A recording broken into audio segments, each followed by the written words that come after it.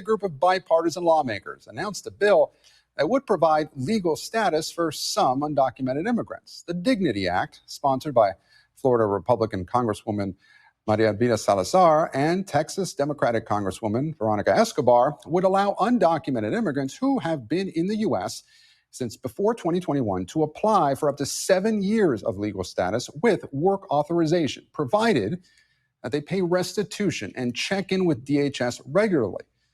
It also includes enhanced border security provisions and protections for Dreamers.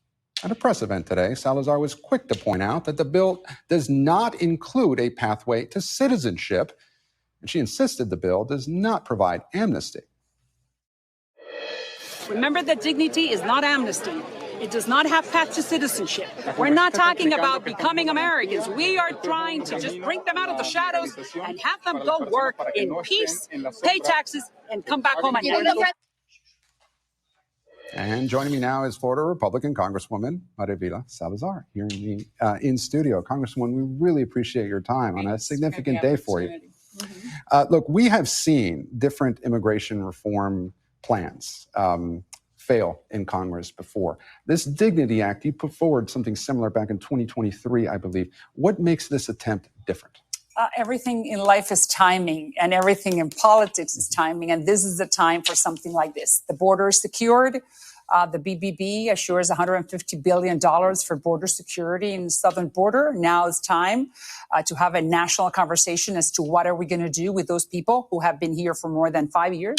Mm-hmm. They are needed in the economy. They don't have a criminal record, and they are needed. So dignity is the best solution, is not path to citizenship, is not amnesty. It only lets them stay, work, and pay taxes. I thought it was interesting. I was hearing, I believe, and correct me if I'm wrong here, but if they pay $7,000 over 7 years, and 1% of their income or their salary over 7 years, we're talking about two pots of money.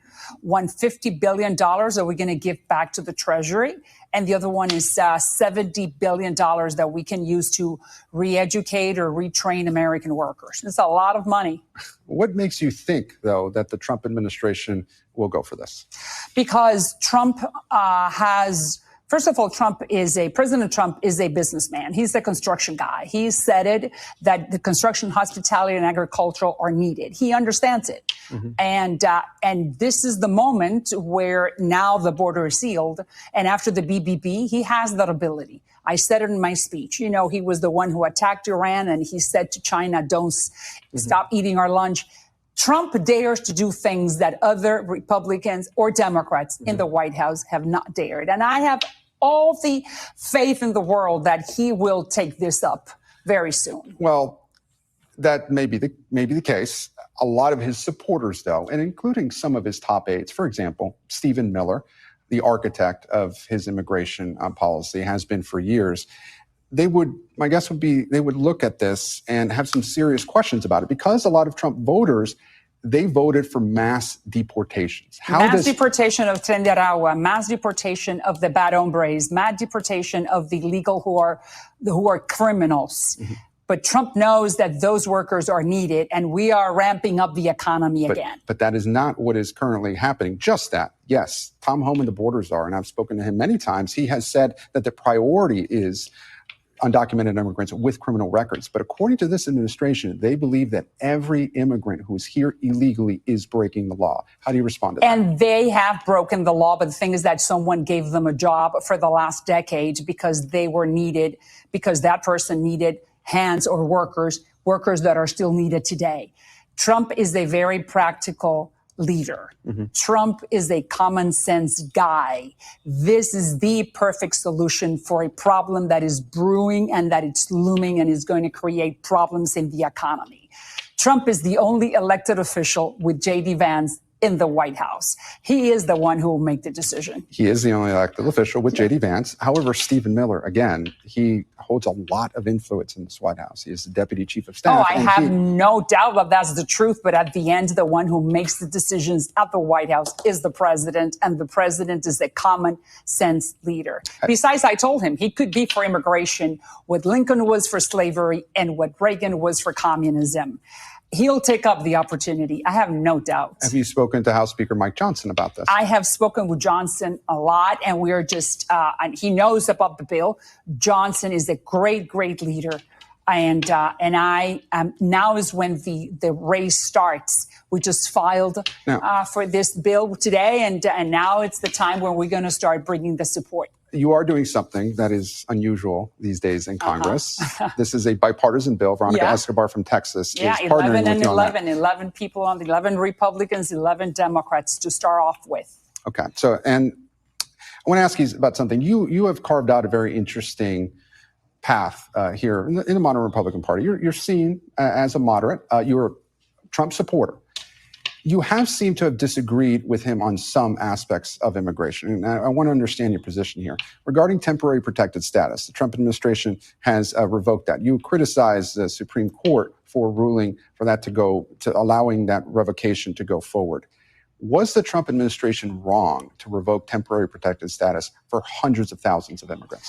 I think that those people fall into dignity. Once again, if you have been here for more than 5 years, TPS, I-220 for the Cubans. If you've been here, you do not have a criminal record and you are needed in the economy. It's only intelligent on our part to not give you a path to citizenship, to allow you to stay, to pay taxes, to buy homes, to open bank accounts, and to consume and to be part of the economy. There's no way that we're going to be able to continue being the number one economy in the world with the number one military if we do not have hands in the economy, period. So this is the common sense approach. It's a national security. We will know then who's here. They'll come out and say, hey, this is Pepe Perez. Then, we'll know where they are and where they live. They will contribute to Social Security because we do have a big pothole there that we need to fill. And so, it's impossible to be deporting 10 million people. The American people will not allow that. So we just brought the solution, Solomonic solution. You say that. However, there are many in the Trump administration, again, and I revert back to Stephen Miller, they do want to see 10 million or more. They argue there's more than 20 million undocumented immigrants in this country. They do want all of them. That's what, to them, mass deportation means. There is one boss, Donald Trump. He has campaigned on mass deportation. Yeah, he campaigned on deporting the illegals who are criminals. And we all agree with that. They can leave the country. So you say that this legislation, this bill, would be a solution for the problem of letting TPS expire. Or was it a mistake to let TPS expire? I think that everything that TPS is part of dignity, and even if it expired with dignity, they can continue being legal citizens in the United States. Right, but this bill has not passed. So I know it's difficult. I know it's tough because, politically you're in Florida. But you disagree with some parts of the Trump agenda when it comes to immigration. Look, politics is the art of the possible. Mm-hmm. And we're still in the best country on earth. And I know the process is not as messy and it's not easy. And sometimes we don't agree on one thing, but it's still, every time I walk into the Capitol, I say, oh my God, if the Cubans, the Nicaraguans, the Venezuelans, the North Koreans, the Iranians were able to see and experience this magnificent system that we have, which is the American democracy. So we're here and enjoying it. And I'm sure we're going to bring solutions to the American people. Right. And we do have some new numbers from Gallup last week that said that 78% of Americans, including nearly 60% of Republicans, they do favor a pathway to citizenship for immigrants living in the U.S. illegally. So why doesn't your bill offer that pathway? Is that an acknowledgement that in the Republican Party that cannot happen? Because I want a solution right away. I'm trying to bring a solution to the president that will solve the problem right away. Path to citizenship could be considered in another bill if that is what the White House wants, if that is what leadership in the GOP at the House of Representatives, in the House. It's just right now, let's do what's possible, what's fast, and what will keep those workers in place. And I have been to the border extensively on border. The Trump administration, as it said, it's been very successful in reducing illegal border crossings. We have seen footage of those ICE raids. There have been clashes with protesters. Some in communities across the country, whether it be Los Angeles and even Miami, have been very concerned about some of the tactics that ICE has done.